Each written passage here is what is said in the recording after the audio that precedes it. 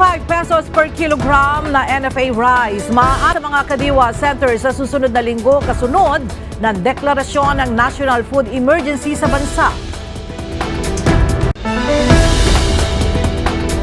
Oral arguments ng Korte Suprema hinggil sa pagtatransfer ng hindi nagamit na pondo ng PhilHealth sa National Treasury sisimula na mamayang hapon. Pangulong Ferdinand Marcos Jr. nagtalaga na ng bagong CEO at presidente ng PhilHealth.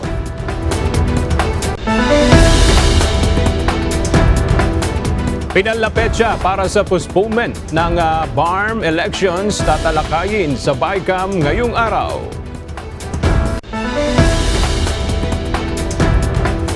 US President Donald Trump ipinagpaliban ng 30 araw ang implementasyon ng taripa sa mga Canadian import.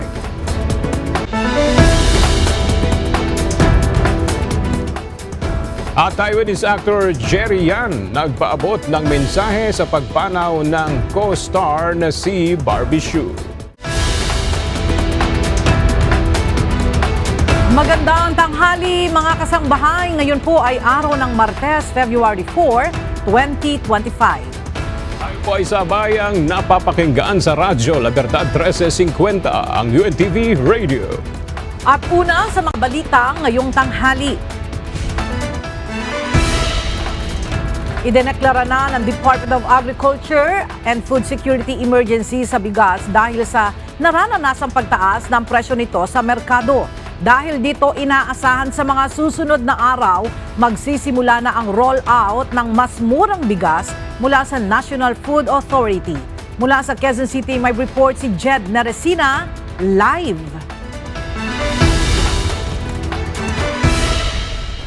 Jed, magkano ang inaasahang presyo ng bigas na ilalabas ng NFA kasunod ng deklarasyon ng Food Security Emergency? Magandang tanghali, Ella. Ayon sa Department of Agriculture, maaaring asahan na ng ating mga kababayan ang pagkakaroon ng 35 pesos kada kilo na NFA rice sa mga kadiwa stores sa susunod na linggo. Ito ay matapos ideklara kahapon ng kagawaran ang National Food Security Emergency. Kasunod ng nasabing deklarasyon ay mailalabas ng National Food Authority ang 150,000 metric tons na bigas mula sa kanilang buffer stock, kung saan target nito na mapababa ang presyo ng bigas sa mga merkado. Ayon sa DA, maaaring asahan na ng ating mga kababayan na makakita ng 35 pesos kada kilo na NFA rice sa 23 kadiwa stores simula sa susunod na linggo. So dahil nga po dito sa declaration ng Food Security Emergency with rice, so ito pong magiging bale 35 na bale po nalalabas yung pinakamurang bigas na pwede nating mabili dito sa ating mga kadiwa centers. Meron po tayong mga partner ngayon na mga palengke, nasa 23 na palengke po ito na nagbebenta ng ating rice for all ngayon na nasa 38. So makakakita na rin po sila niyan ng mga 35 in the coming days po. Maasahan po nila siguro within the week or next week po makakakita na po sila ng 35 pesos na rice from NFA nga po through this food security emergency.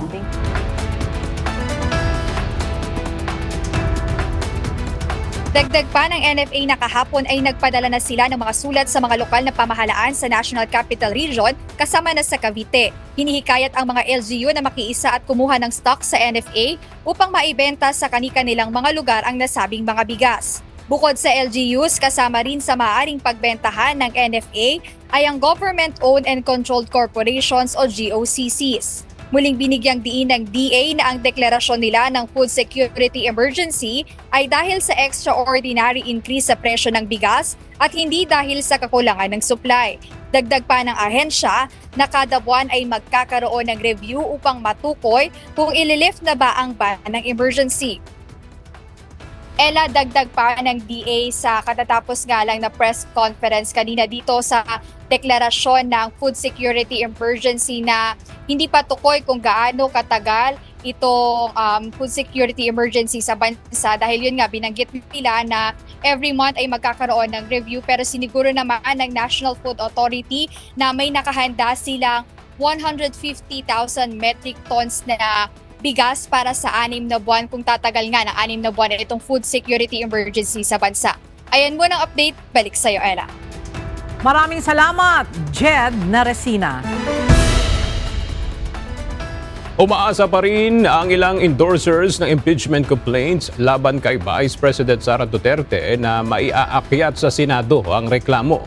Samantala, aaksyonan na ni House Secretary General Reginald Velasco ang impeachment complaints na naihain sa Kamara. Ang detalye sa ulat ni Rosa Licos.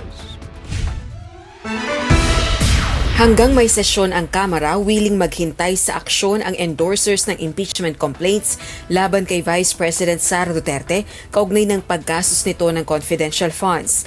Si House Assistant Minority Leader Gabriela Women's Party List Representative Arlene Brosas umaasang magkakaroon na ng development sa mga reklamong ibig magpatalsik sa pangalawang Pangulo.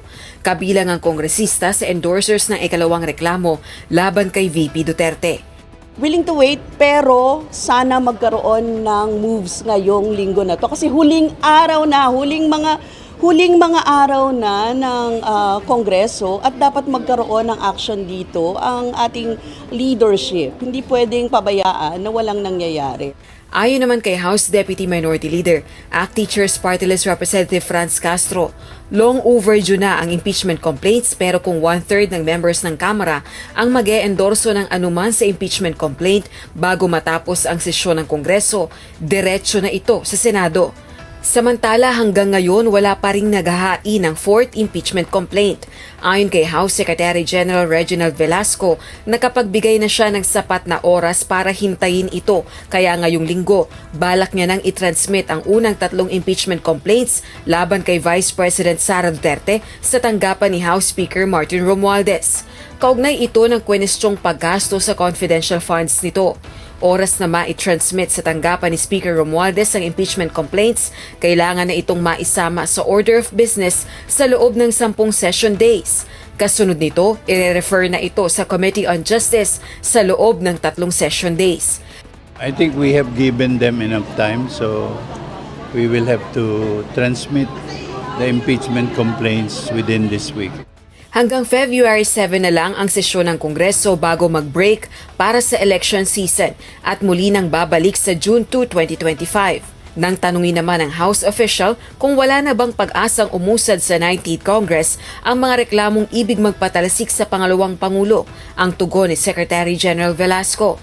Hindi naman kasi nga anytime 1/3 of the members can endorse it, can sign a complaint in my presence and then diretso yun sa Senate.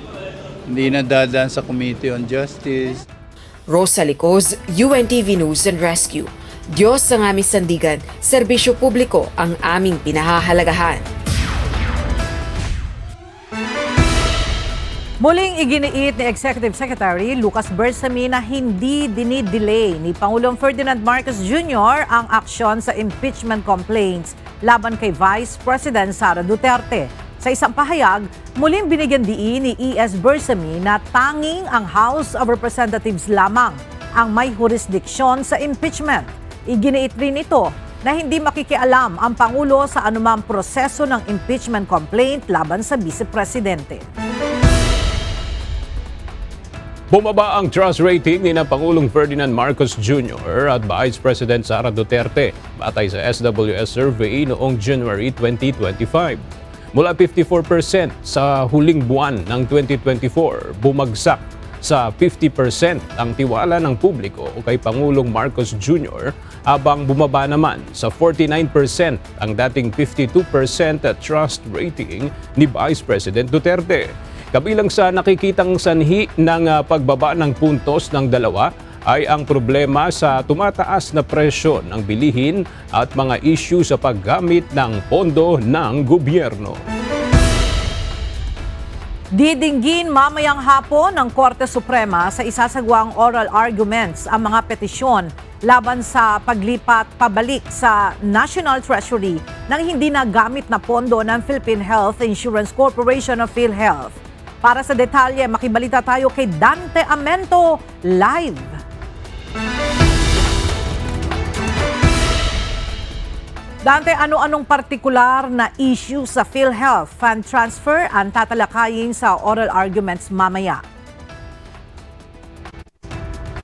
Magandang umaga, Ella. Mamaya ngang alas 2 ng hapon ay tinakda ng Korte Suprema ang oral arguments o pagtalakay sa mga petisyon na kumokwestiyon sa legalidad ng paglipat ng unused o hindi nagamit ng pondo ng Philippine Health Insurance Corporation o PhilHealth papunta o pabalik ng National Treasury.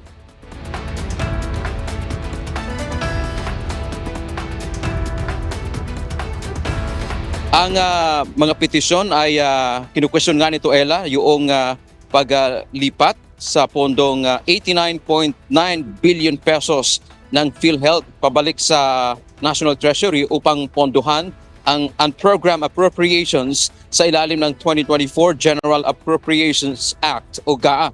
Ang petisyon ay isinampa ng grupo ni Senador Coco Pimentel, dating Bayan Muna Representative Nery Colmenares at dating Supreme Court Associate Justice Antonio Carpio. Partikular na iginigiit ng mga petitioner na labag sa saligang batas ang nasabing transfer dahil wala nilang dapat na ipapasang batas na nagpapahintulot sa paglipat ng pondo o appropriations. Kabilang sa mga kinakailangang dumalo sa oral arguments ang ilang matataas na opisyal na respondent sa kaso tulad ni na Finance Secretary Ralph Recto, PhilHealth President Emmanuel Ledesma. Imbitado din si Department of Health Secretary Ted Herbosa. Sa pagsisimula mamaya ng oral arguments ay bibigyan ng 30 minuto ang petitioner na ipresenta ang kanilang mga argumento, gayon din ang respondents sa pamamagitan ng Office of the Solicitor General o OSG. Pagkatapos nito ay ang interpellation o pagtatanong ng mga maestrado ng korte na mahalaga para sa resolusyon ng issue. Kabilang sa mga paunahing issue na binanggit, Ella, ng korte sa pagsasagawa ng oral arguments ay kung pasok ito sa kanilang power of judicial review. Nararapat ba ang pagdulog ng mga petitioner sa Korte Suprema at kung maaari bang makasuhan ang Pangulo?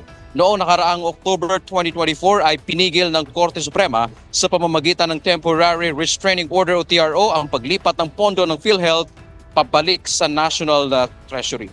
Subalit, Ella, bago pa man nakakapaglabas ng restraining order ang Korte Suprema noong October 29, 2024 ay nailipat na pabalik sa National Treasury ang mas malaking halaga na nasa 60 billion pesos. So sa ngayon, ang natitira na lamang sa PhilHealth ay nasa 29 billion pesos. Yan ang ating update mula dito sa Maynila. Balik sa iyo, Ella. Maraming salamat, Dante Amento. Isang silent protest ang isinagawa ng grupong Bayan Muna sa harap ng Korte Suprema upang kondenahin ang pagpapabalik ng bilyong-bilyong pisong pondo ng PhilHealth pabalik sa National Treasury. Mula sa Maynila, makibalita tayo kay Benedict Samson live. Benedict, marami ba yung nagprotesta dyan at kumusta yung sitwasyon ngayon dyan sa labas ng Supreme Court? Magandang umaga, Aga. Kakaunti lang ito nga nagsagawa ng silent protest mula dito sa grupong Bayan Muna at bago nga mag alas 11:30 ay natapos na nga rin yung naturang kilos protesta. Mag-alas 11 kanina ng umaga na magsagawa ng silent protest ang grupong Bayan Muna. Ito ay upang tutulan ang pagpapabalik ng nasa bilyong-bilyon nga pera na excess fund ng PhilHealth sa National Treasury. Panawagan ng grupo na unconstitutional anila ang naturang hakbang dahil din dito ay nagigipit umano dito ang mga mahihirap nating mga kababayan. Bukod dito ay ipinanawagan din ng naturang grupo na i-abolish ang anumang klase ng pork barrel. Mamayang alas 2 ay isasagawa nga itong oral argument dito nga sa Korte Suprema. At yan muna ang ating update mula rito sa Supreme Court. Balik sa iyo dyan, Aga. Maraming salamat, Benedict Samson. Sa botong 191-3-0, lusot na sa ikatlo at huling pagbasa ang House Bill number 11357 gabi ng Lunes, February 3, 2025. Layo ng panukalang batas na paigtingin ang Philippine Healthcare System at amyendahan ang Universal Healthcare Law o UHC.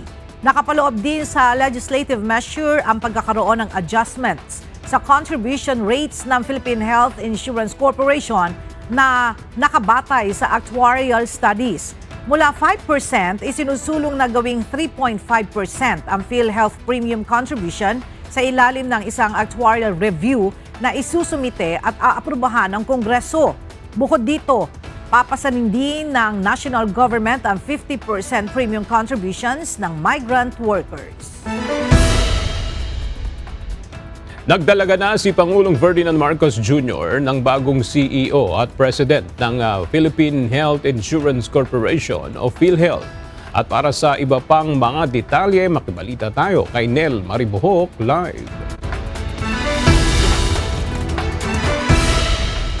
Nel, sino na ngayon yung bagong presidente at CEO ng PhilHealth?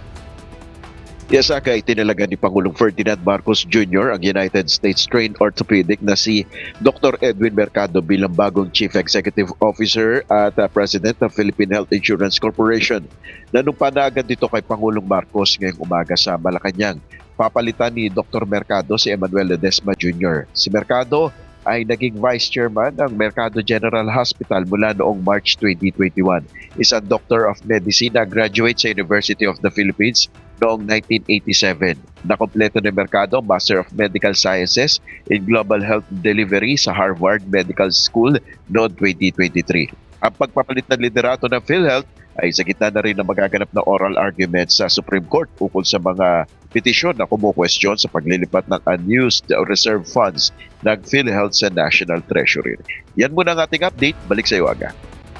Nel, bukod dun sa nabanggit mo, may mga impormasyon pa ba kung bakit kailangang palitan ng Pangulo ang pinuno ng PhilHealth at may detalye ba kung ililipat sa ibang ahensya si Emmanuel Ledesma? Yan yung ating alamin, Aga, no? Kasi mamaya magkakaroon ng event si Pangulong Marcos. Susubukan natin na magkaroon ng isang ambush interview para malaman pa natin yung iba pang mga detalye dito nga sa biglaang anunsyo nga ng Malacanang na pagpapalit ng PhilHealth President at CEO, Aga. Okay, maraming salamat, Nel Maribo.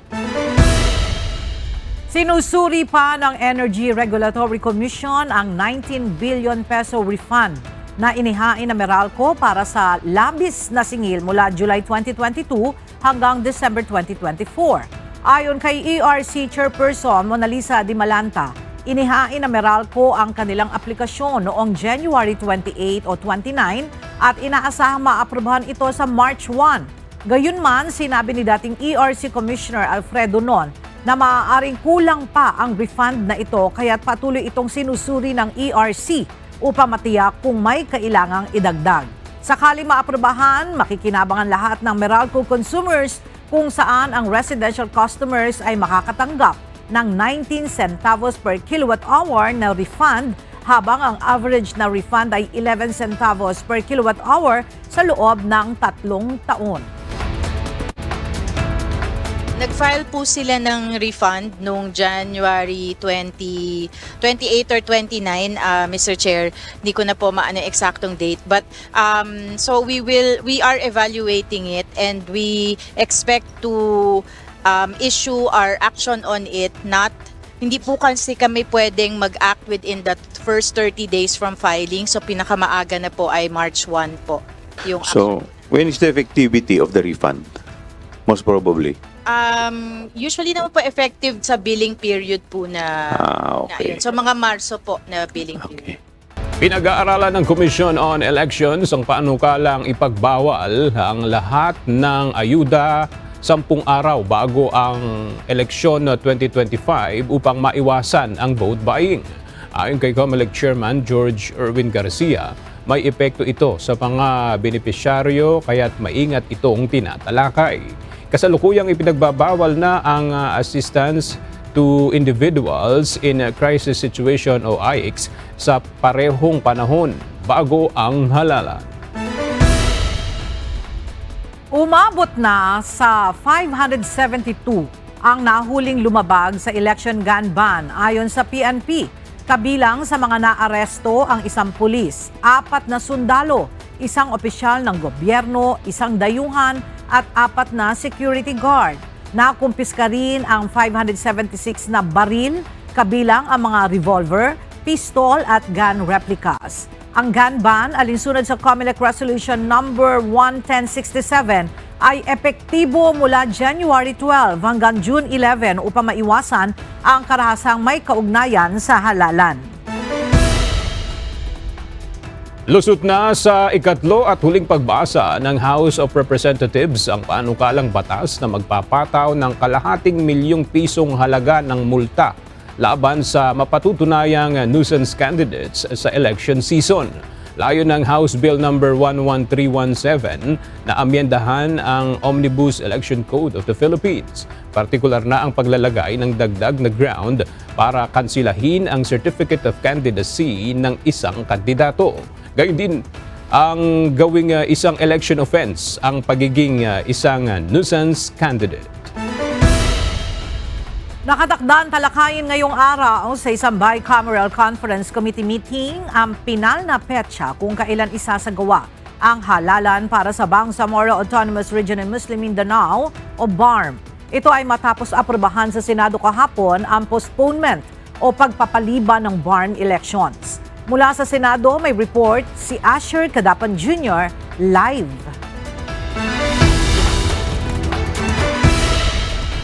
Asher, ano bang mga petsa ang pinagpipilian kung kailan iuurong ang BARM elections? O isang taong pagpapaliban ang naunang inaprobahan ng House of Representatives para sa pagsasagawa ng halalan ng Bangsamoro Autonomous Region in Muslim Mindanao o BARM, habang ang Senado naman ay inaprobahan ang pagsasabay nito sa 2028 national election.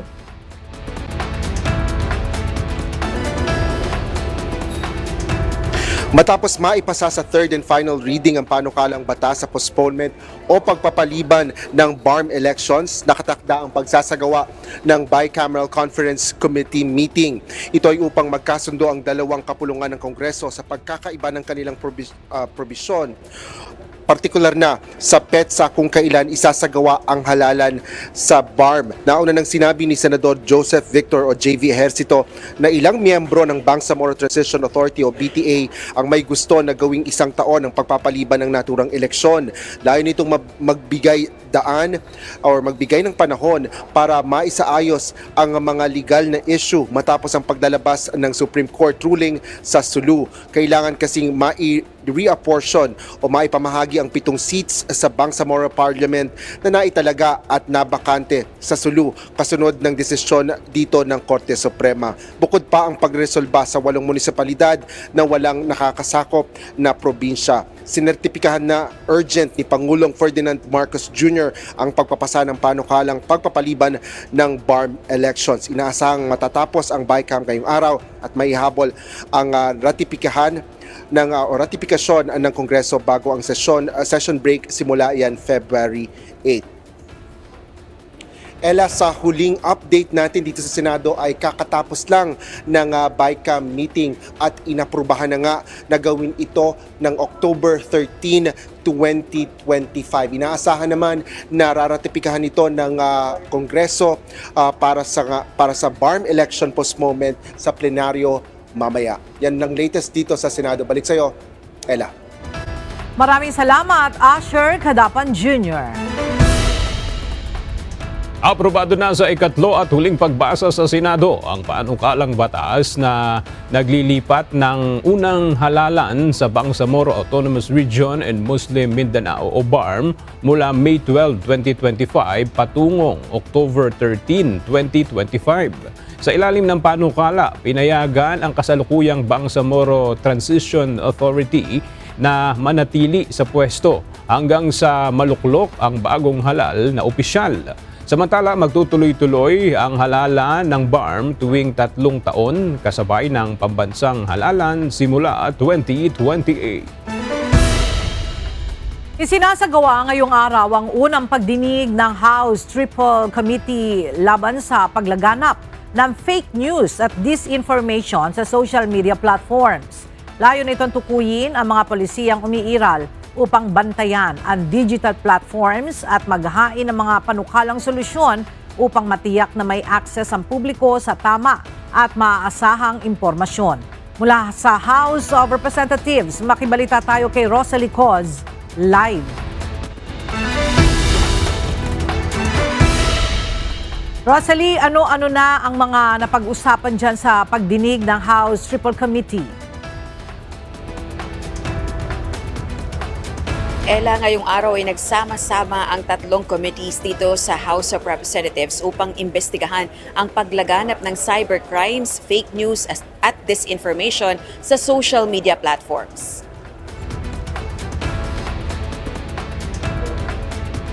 Layo ng pagdinig ng House Triple Committee o TRICOM na binubuo ng Public Order and Safety, Public Information at Information and Communications Technology na makabuo ng mga naaangkop na mga panukalang batas laban sa mga mali at malisyosong impormasyon. 40 social media personalities ang imbitado bilang resource person sa pagdinig, subalit 3 lamang ang nakadalo. May mga nagpadala ng excuse letter, subalit ang iba naman ay walang paliwanag sa hindi nila pagsipot sa pagdinig. Tinuligsa naman ni Manila 6th District Representative Benny Abante ang hindi pagdalo ng isang content creator na nagpo-post umano ng kung ano-ano laban sa kanya. Hinamon niya rin itong humarap sa House TRICOM hearing. Pakinggan natin ang pahayag ni Congressman Benny Abante. Pinag-uusapan natin yung mga sinabi niya. Tapos respectfully, Elizabeth Joey Cruz, na nakikinig po sa atin ngayon, nanonood ngayon. Humarap ka dito, kumatapang ka. Hirap sa iyo, nagmumura ka nang dyan na wala kaming kalaban-laban. Humarap ka dito. Dito.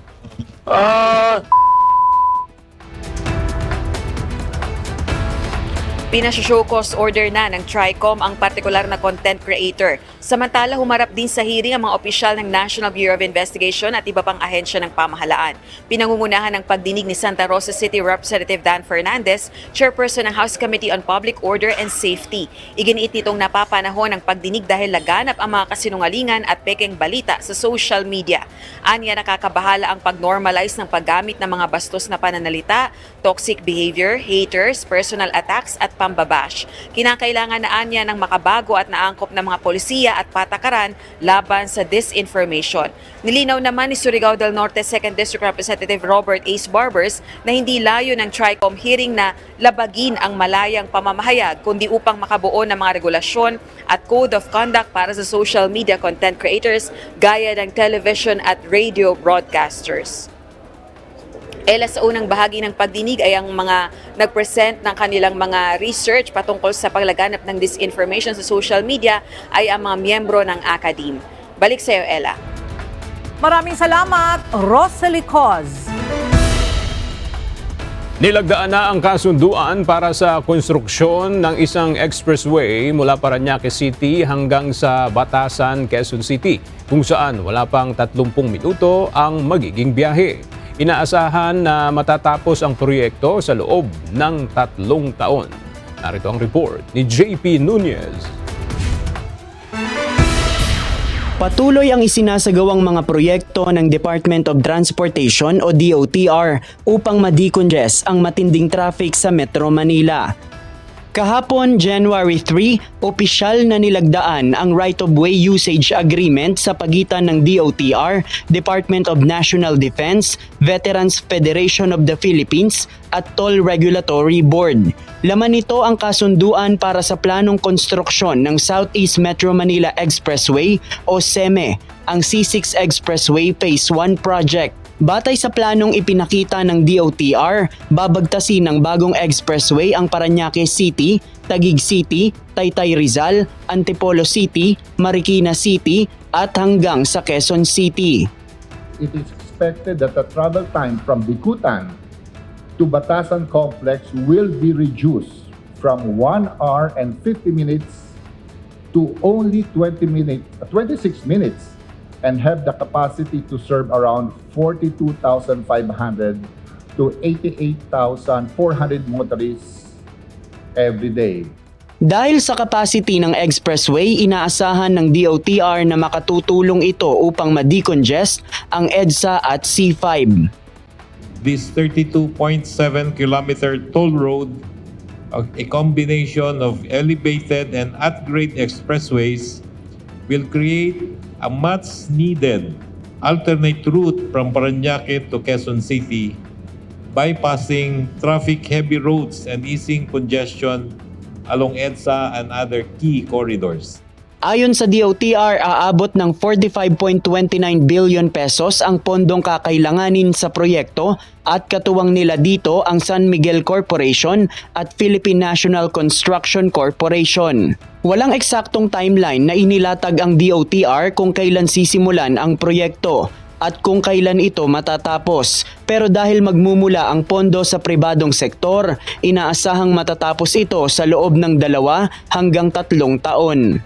Alam niyo naman na mabilis tayong makatapos ng proyekto no? Dahil ang funding nito will be provided by the private sector, no? So mabilis to, dapat matapos to within the next 2 to 3 years. No? Sa ilalim ng concession agreement, 30 taon hahawakan ng pribadong sektor ang operasyon ng bagong expressway. JP Nunez, UNTV, News and Rescue.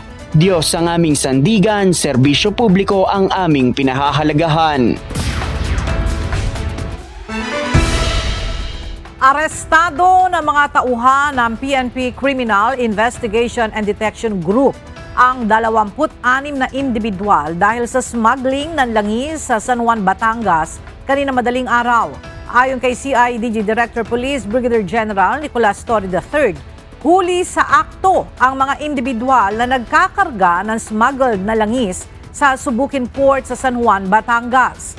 Isinagawa ng CIDG ang operasyon sa tulong ng Bureau of Customs at Philippine Coast Guard.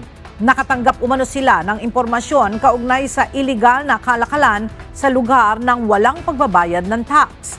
Nakumpiska ng mga otoridad ang 11 tanker truck at fishing vessel na may kargam 200,000 liters ng produktong petrolyo na nagkakahalaga ng 12.2 million pesos. Sa ngayon, nadala na sa CIDG Batangas ang mga suspect para sa documentation habang ang mga ebidensyang nakuha ay na-turn over naman sa Bureau of Customs. Maaharap ang mga suspects sa paglabag sa PD 1865 o illegal trade of petroleum products.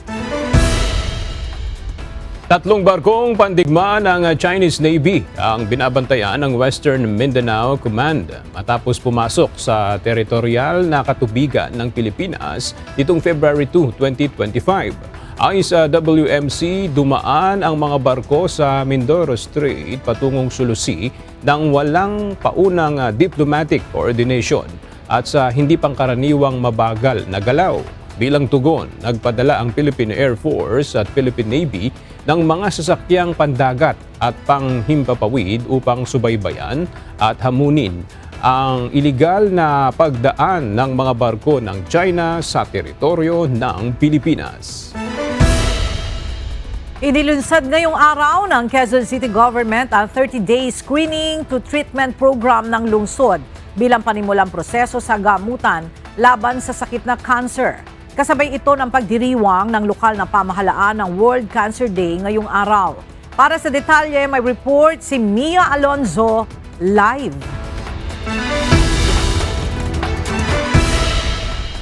Mia, anong klase ng cancer ang sakop ng programang ito ng QCLGU?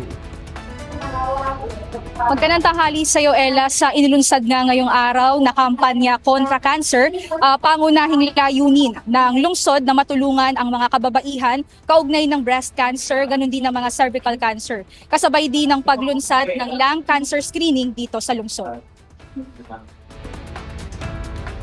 Sa isinagawang selebrasyon ng World Cancer Day ngayong araw, kasabay na inilunsad ng pamahalaan ng Quezon City ang kampanya kontra cancer sa ilalim ng tema na Act Now, 30-day screening to treatment. Nakapaloob dito ang agarang pag-aksyon sa cancer at tamang diagnosis at gamutan sa loob lamang ng 30 araw na layunin din na maging accessible sa lahat.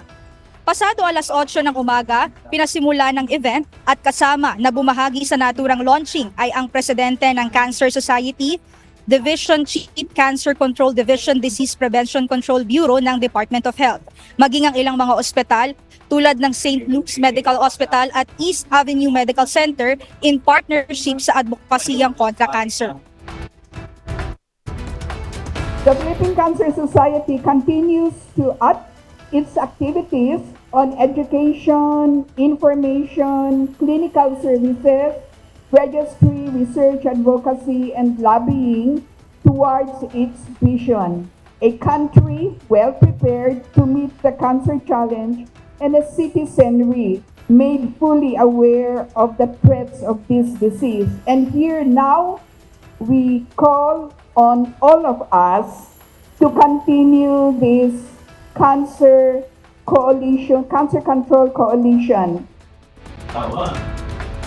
Sa kasalukuyan, Ella, ay ongoing pa ang event dito sa Quezon City at sa kasalukuyan ay nagsasagawa sila ng free screening sa breast cancer, gayon din sa cervical cancer na ang target nila ngayong tanghali ay hanggang 50 to 100 na mga tao. At yan muna ang update mula dito sa Quezon City. Balik sa iyo, Ella. Maraming salamat, Mia Alonzo.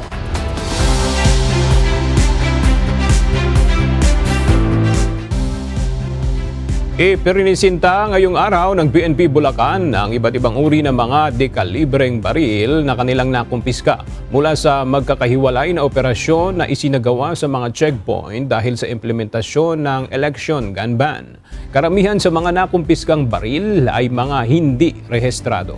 Para sa detalye, may report si Nestor Torres live.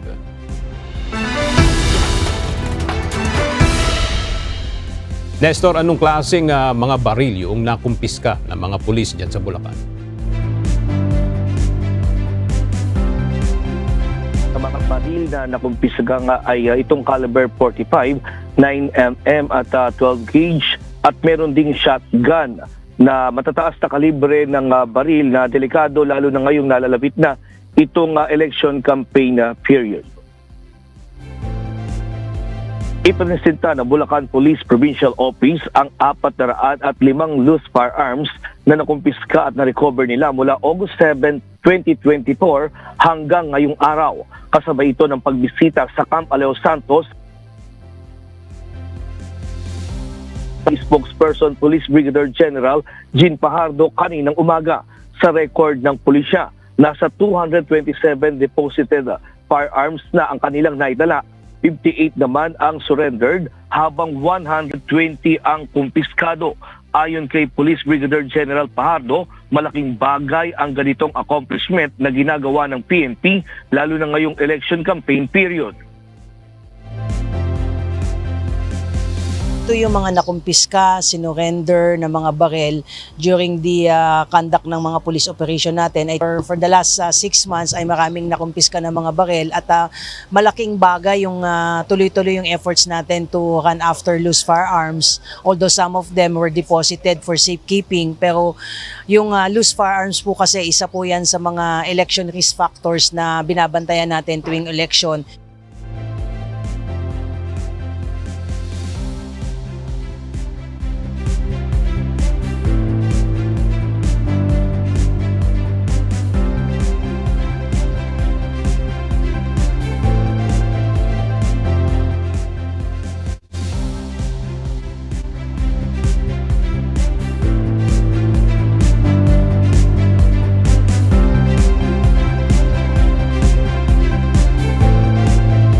Maraming salamat, Nestor Torres.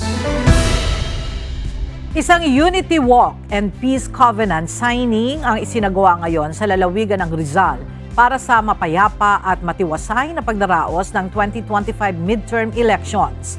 Pangunahin dumalo sa activity ang mga estudyante ng Rizal, Department of Education, Philippine National Police at ilan pang ahensya ng gobyerno.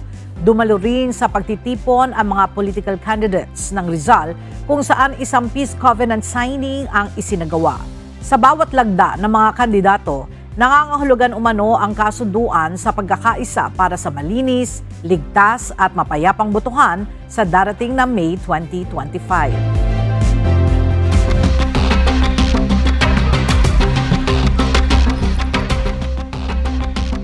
Ipinagpapaliban ni US President Donald Trump ang pagpapatupad ng mga planong taripa sa mga import mula sa Canada nang hindi bababa sa 30 araw. Ayon kay Trump, ang pagpapaliban ay upang makita kung maaaring maayos ang isang pang-ekonomiyang kasunduan sa Canada.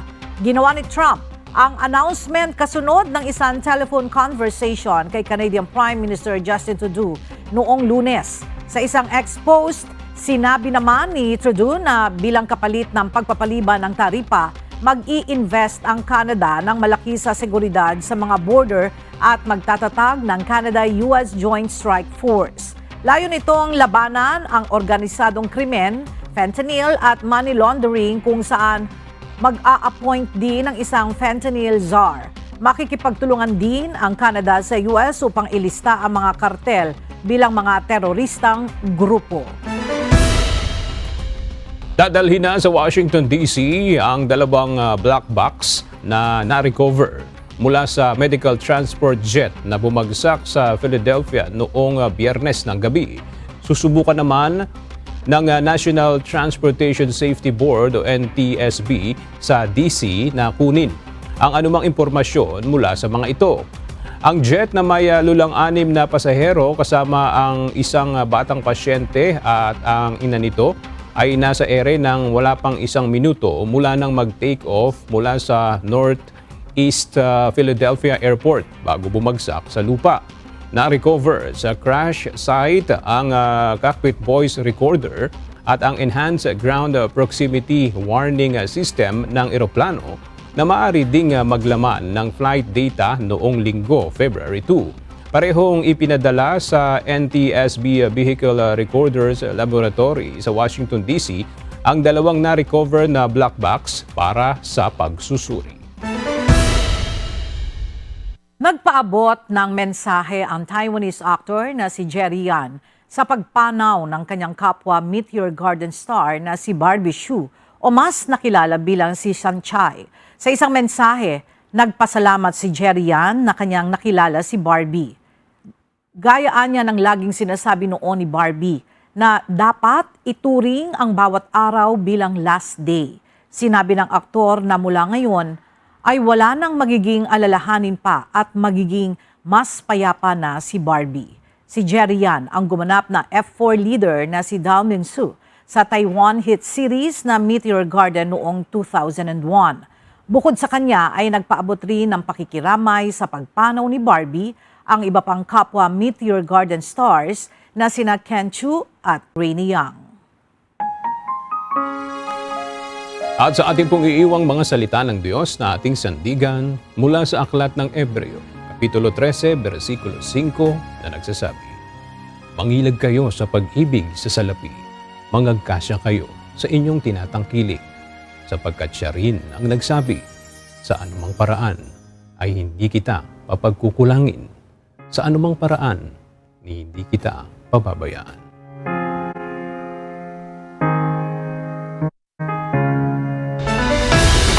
At yan ang mga balitang aming tinutukan at inaksyonan dahil sa aming pagbabalita, una ang pagkalinga sa kapwa. UNTV CE News, may balita saan mang panig ng daigdig. At dito sa UNTV, Diyos ang aming sandigan, serbisyo publiko ang aming pinahahalagahan. Magandang tanghali!